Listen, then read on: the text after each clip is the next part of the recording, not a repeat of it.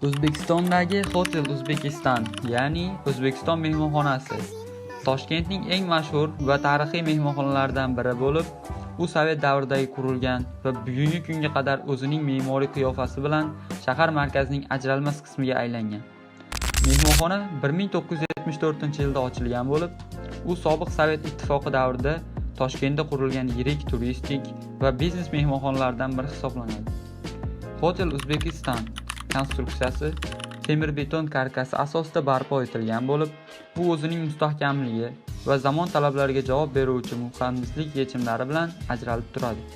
O'zbekiston mehmonxonasining umumiy balandligi taxminiy 73 metr bo'lib, 17 qavatdan iborat. Binoning ichki qismi ham o'z davrining me'moriy uslublariga mos tarzda bezatilgan bo'lib, yillar davomida modernizatsiya va ta'mirlash ishlari olib borilgan. Video foydali bo'lgan bo'lsa like bosing, keyingi ma'lumotimiz qaysi bino haqida kommentariya yozing va obuna bo'ling.